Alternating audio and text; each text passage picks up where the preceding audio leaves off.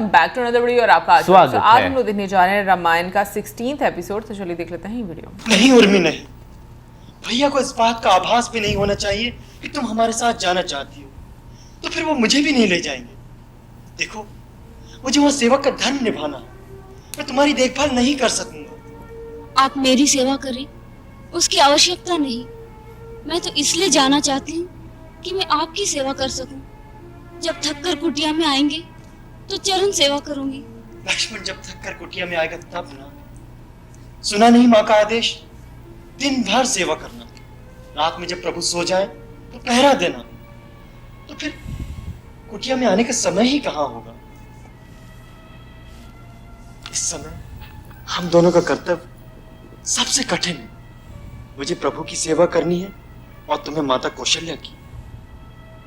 हाँ उर्मिला, जिनका पुत्र बहू दोनों वन को चले जाएंगे, उनकी मन की दशा क्या होगी। उर्मी, केवल तुम ही उन्हें अपनी सेवा और स्नेह से जीवित रख सकती हो, नहीं तो वो 14 वर्ष नहीं जिएंगी। मैं माता कौशल्या को जीवित रखने का उत्तरदायित्व तुम्हें सौंपता हूं। एक और प्रार्थना है, जब हम वन को जाएं तो तुम्हारी आंखों में आंसू ना हो।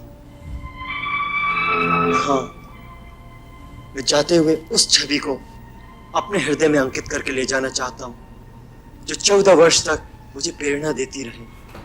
मैं देखना चाहता हूँ एक वीर, कर्तव्यपरायण उर्मिला का मुस्कुराता हुआ चेहरा। बड़ा कठिन काम बता रहे हैं आप। मैं जानता हूँ उर्मिला ने कितना बड़ा बलिदान दिया, इस बात को कोई नहीं जानेगा, परंतु तुम्हारा लक्ष्मण जानेगा।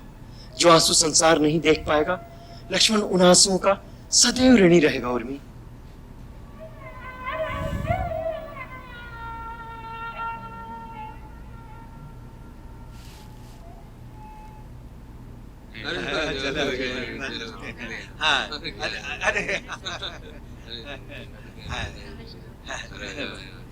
क्यों भैया, क्या ये सच है कि राम का राज तिलक नहीं होगा?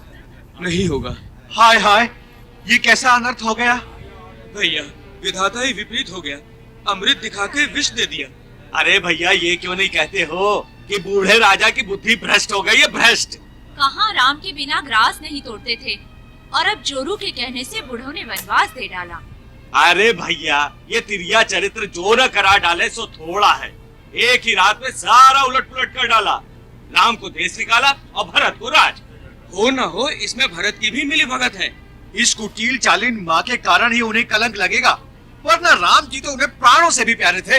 अरे भैया, राम तो सभी के प्राणों के प्यारे हैं। अयोध्या के दुलारे राम जब यहाँ नहीं रहेंगे तो फिर कौन रहेगा अयोध्या में। चलो चलते हैं हम लोग राजमहल में। चलो। मैंने सब पता कर लिया है। राम वनवास जाने को बिल्कुल तैयार है, साथ में सीता और लक्ष्मण भी जा रहे हैं। सच? ये रास्ते का पत्थर अपने आप ही दूर हो गया।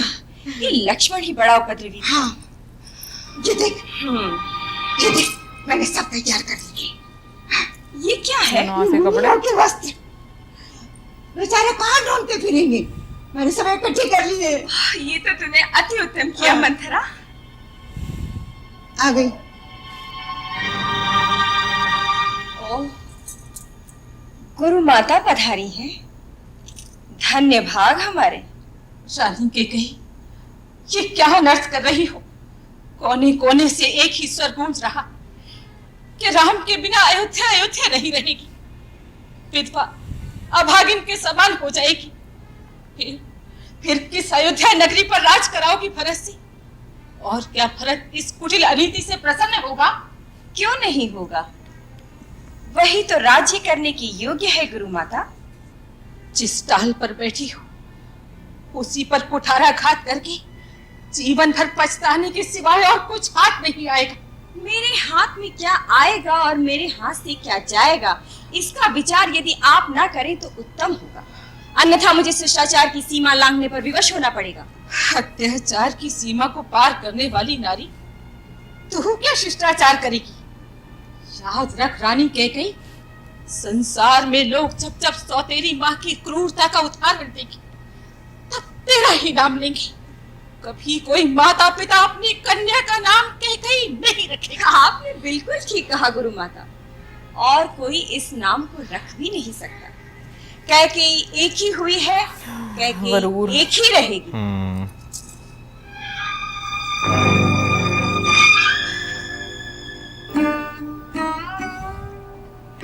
बड़े विशिष्ट परेशान है।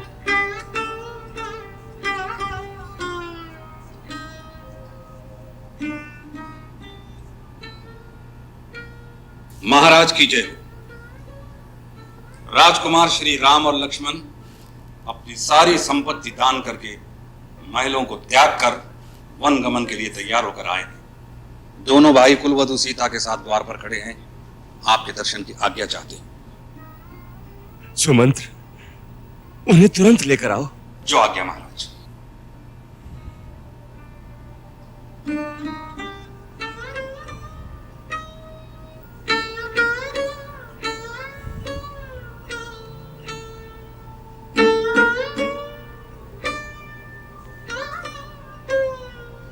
पिताश्री, मैं दंडकारण्य में जाने से पहले आपका आशीर्वाद लेने आया हूं। मेरे साथ लक्ष्मण और सीता को भी वन जाने की आज्ञा दीजिए। क्या? लक्ष्मण, सीता? नहीं नहीं नहीं।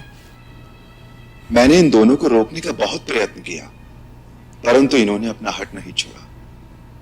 आप शोक का त्याग कर दीजिए पिताश्री, और हमें जाने की अनुमति दीजिए।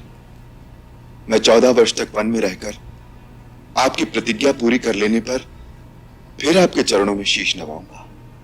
नहीं नहीं, राम तुम वन में मत जाओ। कैकेयी को दिए हुए वचनों से मैं बंधा हूं।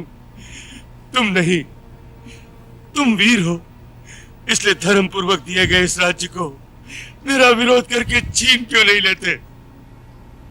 पिताश्री, मैं जानता था आप यही कहेंगे। मैं आपकी महानता को जानता हूं। आप अपने यश, अपनी कीर्ति, सारे जीवन की तपस्या और सत्कर्मों का इसलिए बलिदान कर देना चाहते हैं जिससे आपके पुत्र के साथ अन्याय ना हो। जिसका ऐसा महान पिता हो, उस पुत्र का भी तो यही कर्तव्य है कि वो अपने पिता की महानता पर आंच ना आने दे। यदि मुझे पित्राज्ञा उल्लंघन करने का पाप भी लगे तो भी मैं वो कार्य कदापि नहीं करूंगा जिससे आपकी विमल कीर्ति को धक्का लगे। तुम अपने पिता को सत्यवादी बनाना चाहते हो, उसके लिए तुम सब कुछ सहन कर सकते हो, परंतु मैं राजमहल में रहूं और तुम वन के दुख भोगो। नहीं वत्स, नहीं, मैं भी तुम्हारे साथ वन में चलूंगा। पिताश्री, आप ही ने तो कहा था कि राजा प्रजा की धरोहर होता है, इसलिए पुत्र मोह में अपनी प्रजा को निसहाय छोड़कर आप कैसे जा सकते हैं? आप मेरे दुख की चिंता न कीजिए। सुख और दुख तो केवल मन की स्थिति का नाम है। मैंने तो अपने मन को वन के सुखों की ओर आकर्षित कर भी लिया है। शास्त्र ने पिता को देवताओं का भी देवता माना है। आपको देवता मानकर मैं अपने वनगमन को आपकी पूजा समझता हूं। मुझे वनगमन की आज्ञा दीजिए, जिससे मैं समझूं कि आपने मेरी पूजा स्वीकार की। ओह, ये विधि की कैसी घोर विडंबना है। कैसे धर्म संकट में फंस गए दशरथ के प्राण। मैं जी भी नहीं सकता और मर भी नहीं सकता।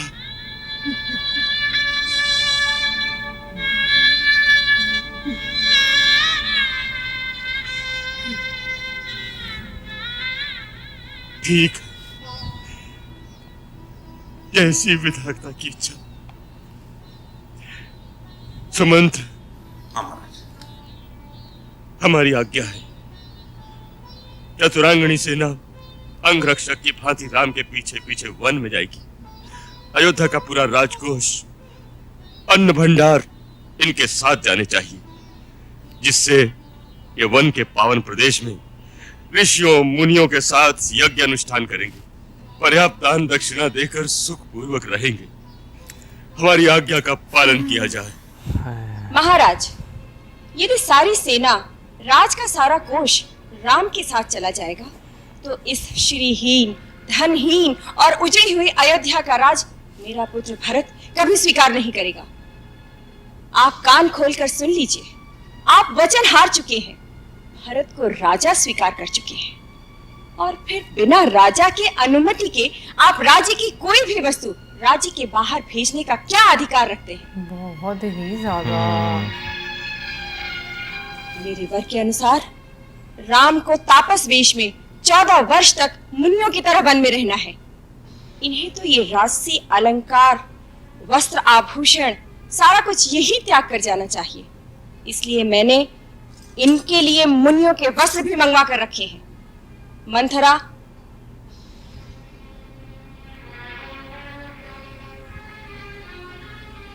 ये राम के लिए की खुशी। देवी कैकेयी, क्रूरता की भी एक सीमा होती है। तुम्हारा यह आचरण देखकर मेरा भी मन करता है कि मैं अयोध्या और राज को त्याग कर श्री राम के साथ वन में चला जाऊं। तुमने जो अपने पति की दुर्गति कर रखी है, उसके फल स्वरूप न जाने तुम्हें क्या क्या नर्क भोगने पड़ेंगे। परंतु शायद इसमें तुम्हारा दोष न हो, क्योंकि नीम के पत्ते निचोड़